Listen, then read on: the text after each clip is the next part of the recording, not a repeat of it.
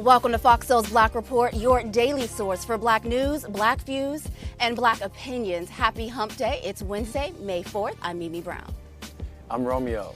I'm Demi Lobo. And on today's report, the U.S. now considers Brittney Griner wrongfully detained in Russia. What this means for the WNBA star and the effort to get her released. Meanwhile, the conversation of Roe versus Wade intensifies as Congressional Black Caucus leader Joyce Beatty says to expect devastating impacts on women of color if overturned. Then, Black voters are being targeted with misinformation so they won't go to the polls this fall. What the Urban League says we can do to help fight disinformation campaigns. Plus, comedian Dave Chappelle was attacked late last night while performing on stage here in Los Angeles, and the Kardashians are celebrating a legal victory in court against reality TV star Blac Chyna.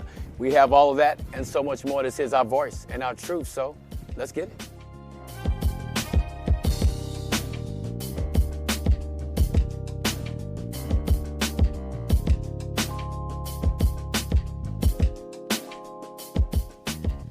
The U.S. government now considers WNBA star Brittney Griner wrongfully detained by Russia.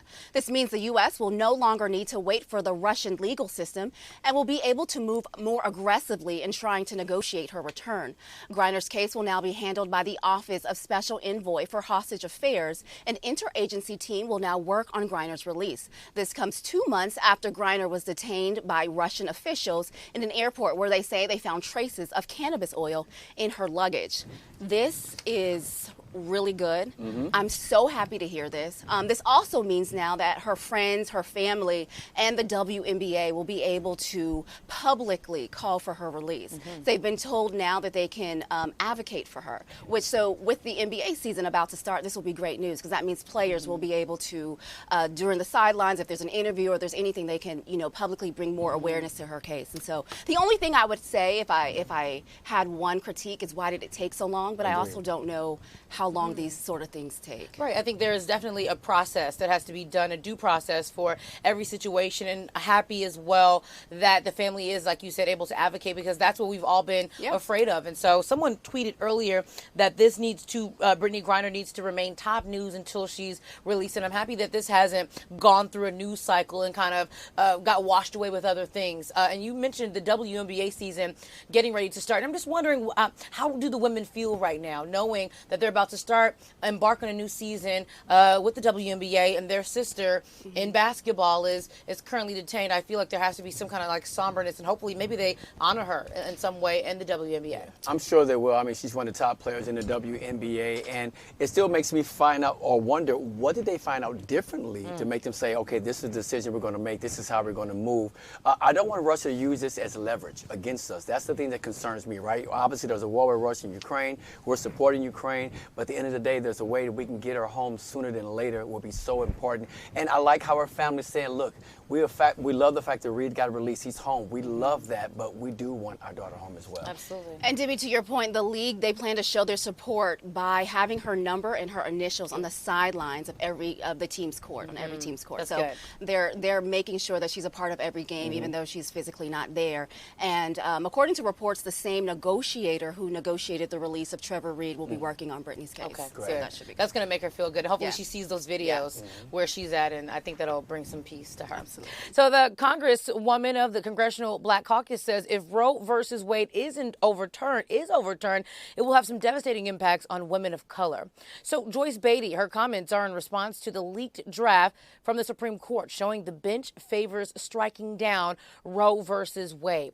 Democrats like Beatty are hoping a court decision that eliminates abortion in more than half of the country will send pro-choice voters to the polls this fall. Ayanna Pressley, chair of the Abortion Rights Task Force in the House, she says that the most vulnerable communities will bear the brunt of any decision to restrict the procedure. And so I was really happy to hear that Joe Biden, he put out a tweet that says at the federal level, we will need more pro-choice senators and more pro-majority in the House to adopt legislation that codifies Roe, which I will be working to pass and sign into law. It's always really great to hear about something. Here we are, Joyce Beatty saying that this is going to affect women of color. It's going to affect women.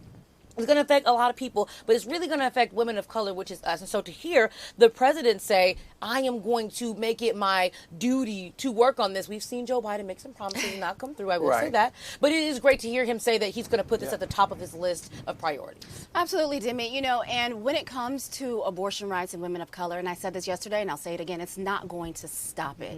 It's just going to make it more dangerous. Women are going to, it's almost going to be one of those things where a friend told you about something, you go down a back alley, you make a left, knock 3 times, and someone lets you in. It's going to be that sort of situation. It's going to become an underground situation, and that is dangerous. And, you know, if more states continue to do this, people are just going to go to, well, people who can afford to are just going to go to neighboring states and have this done. But what it's really going to do is for the black and low income people who cannot afford it, it's just going to make it more dangerous, and they're not going to be able to afford it. You know, sometimes they can't afford that, so imagine trying to travel across state and get this done, and just the wear and tear that takes emotionally on families, right?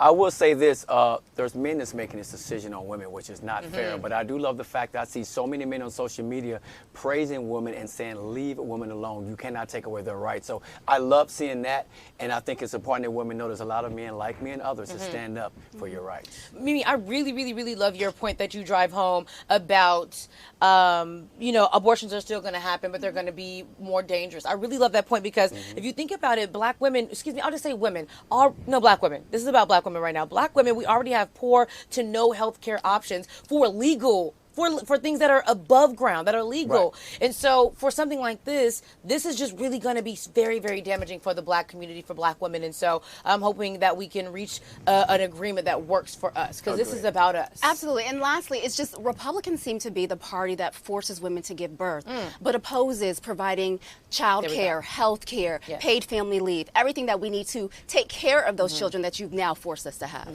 Yeah. If you're watching the show, run that back. All right, meanwhile, the White House came out strongly against a draft opinion from the High Court. A statement from the president detailed the efforts his administration has made to protect a woman's right to reproductive freedom. Vice President Harris says any change to Roe versus Wade is a threat to individual rights. If the court overturns Roe v. Wade, it will be a direct assault on freedom, on the fundamental right of self-determination to which all Americans are entitled. President Biden is urging Congress to codify the right to abortion. That means Congress could pass a law that would make the right to abortion a federal law. But in order for Democrats to pass a bill to codify abortion, they will need to use the filibuster in the Senate. The Senate has passed a 50-50 tie, and Republicans can block bills using the filibuster, but Arizona Senator Kristen Sinema is refusing any attempts to get rid of that maneuver. And that has Representative Alexandria Ocasio-Cortez calling Sinema an obstructionist. AOC says Sinema should be primaried in her next race, but Sinema won't be up for re-election until 2024.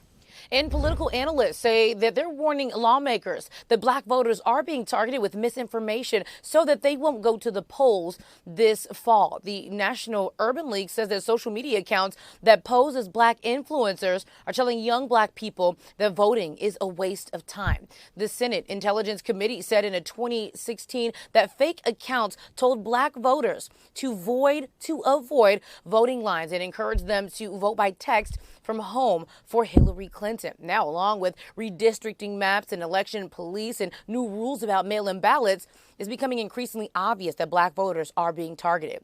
The Urban League says local and corporate groups must work together to fight disinformation campaigns. The U.S. Supreme Court says Boston violated a Christian group's free speech right when it refused its request to fly its flag in front of a city hall. The court voted unanimously yesterday that the city violated Camp Constitution's First Amendment. The group says its goal is to enhance the understanding of Judeo-Christian heritage. Boston occasionally makes 1 of 3 flagpoles in front of the city hall open to groups who want to celebrate their backgrounds or cause. In the last dozen years, the city has approved 284 requests to raise flags. And a slight majority of Americans say Donald Trump should be charged with a crime for urging his supporters to march on the Capitol building on January 6th, the day of the insurrection. The Washington Post ABC News poll says 52% of people want Trump charged with inciting the riot. 42% say former President Trump shouldn't be charged at all. It's not known if the January 6th committee will charge Trump with a crime. That panel is scheduled to meet in June. Meanwhile, a U.S. Capitol Police officer is under suspension after his gun went off inside a House office building yesterday. The weapon accidentally discharged in a break room in the Cannon office building. The incident, it comes as security and the U.S. Capitol has been under scrutiny following the insurrection and several other high-profile moments where Capitol security was also in the news. Now, the Capitol building is in phase 1 of its reopening, and it's been closed for about 2 years because of the pandemic. Herschel Walker is coming under fire for missing yet another debate. It's the second debate Walker has missed, but he's not the only one. Ted Budd, a North Carolina senator, has skipped 4 debates. Republican candidates in Ohio, Nevada, and Nebraska refused to engage with their opponents. Political analysts say mistake-prone candidates like Walker are avoiding the debate stage to reduce the chance of being embarrassed. But for other candidates, it's an opportunity to snub media critiques. Former President Trump set the precedent by missing some debates during the 2016 campaign. And the governor of Tennessee is pausing executions in the state for the rest of the year. The governor revealing the state has failed to ensure its lethal injection drugs were properly tested. The oversight forcing the state to halt an execution an hour before a man was set to die last month. Tennessee's execution protocols require drugs to be independently tested for potency and endotoxins. Drugs for last month's execution failed to be tested for endotoxins. And a new report says that residents of a black neighborhood in Georgia lost more than $5 million on their properties. The homes were destroyed and replaced with dorms for the University of Georgia. A Georgia newspaper came up with the figure after a study was done on the Lindentown section of Athens, Georgia. The city used eminent domain to kick black families out of that area. That was a method used around the United States to build freeways and public buildings around the country. Now, this study will be used by county officials who may use it to allocate funds for affordable housing in that area. $326 billion. That's how much African-American farmers lost in land in the 20th century. A new report by an economics professor at the University of Massachusetts Boston says the land loss is due to discriminatory policies between the USDA against black farmers. The Agriculture Department denied black farmers loans to help keep their farms going. In 1910, black farmers owned more than 16 million acres of land. In 2017, that number was down to just 4.7 million acres. The Biden administration has made an effort to give debt relief to black farmers, but white farmers are now suing the administration, saying it is discriminatory to help black farmers. The move is stalling any action in court. And a California teacher is out of a job after using the N-word twice during a class discussion on language. The teacher, who has not been identified, resigned last week. The incident happened almost a year ago at Kit Carson Middle School. The discussion was about words that are considered inappropriate to use. I didn't anticipate this conversation. I would love to keep going because I want to hear what you have to say. Think about words that make things cheap. And I know the F word is something we hear constantly. It used to be a nasty, ugly word, and now it's like the word which everybody says, or which used to be a horrible, ugly word as well. And it's not anymore somehow. The Sacramento School District says the teacher was immediately removed from class after the incident and suspended without pay. But it took until December of last year for the district to serve her with termination papers. She chose to resign last week. This sounds like something she wanted to get off her chest. I feel like she used this assignment of inappropriate words to allow her to be able to say the word, because she said the F word, right? She said the F word. She didn't say it all the way out. But when it came to the N word, not only did she say it twice, she used the proper way and she used the slang term, for the word. So I think this was something, and the students knew, because they recorded it, that this was inappropriate. They knew it was, look, she felt and sounded way too comfortable saying that word, and that was a problem from Jump Street, and now she gets a chance to resign before that. That's the problem I have. Like, you got to hold people accountable. And I think, for these kids to hear this word and have the teacher say that, what about the other students that may not be sure about the word or not sure if it's okay? She makes them feel like it's okay to say that. And it's not. So they did the right thing, but her resigning, no, she should have been fired. I'm sorry, guys. This is so funny to me because the fact that she felt, like you said, Mimi, so comfortable to just say this word. That's the problem, honestly, in America, period. I feel like there are too many people that are comfortable saying words that are not meant for you. It really is not for you to decide if the word, the N-word, ER or A, however we decide to use the word, it's our word. So you shouldn't even be using the word. It shouldn't even be for you to even wonder how it is used or how big of a deal it is or not. Like, you shouldn't be saying it. And she's not the only person. There are a lot of people in the world right now that are not black that use the N-word, and you shouldn't be using it. And I believe she said in that conversation that it's not as bad as it used to be when it's used. I'm telling y'all, she literally planned this entire lesson plan so that she could say the word. You think so? I felt like she just wanted to get it off her chest. She thought she knew that there would be some repercussions, or maybe she sure? just didn't know. I think maybe she said it's okay to say now. She said that in the word. She said it's okay. Well, there to say are now. a lot of people that do feel like it is okay to say come now. on, that's not what We live in California. There are a lot of people here that feel like it is okay to get the I N-word don't care. off. No teacher has the right to be saying that. No person. Period. Right. Yeah. All right. So a Florida man, is free. I got a little. I was ready for more there. So a Florida man is free after a judge vacated a murder conviction that sent him to prison for 32 years for a crime he did not commit. Thomas Raynard James was arrested in 1990 and convicted of the first-degree murder of Francis McKinnon. James was convicted on the eyewitness testimony of one person. He was sentenced to life in prison, but in 2019, Dorothy Watkins, the stepdaughter of the murdered man, recanted her testimony, and she said that she made a mistake when she identified James. So a judge eventually vacated James's conviction, and now, guess what? He's a free man. The state says their investigation ended in an unfortunate case of mistaken identity. A former Philadelphia cop is being charged with first-degree murder in the death of a 12-year-old boy who prosecutors say was shot in the back as he was lying on the ground. 26-year-old Esau Mendoza is also charged with third-degree murder and voluntary manslaughter in the March death of Thomas Sedario. Prosecutors say Mendoza and other undercover cops were likely shot at by the 12-year-old after cops stopped him and another boy for riding their bikes down the street the wrong way. Investigators say Mendoza chased the child who threw the gun away. Prosecutors say the officer knew Sedario didn't have a weapon when the child fell and he opened fire, killing him.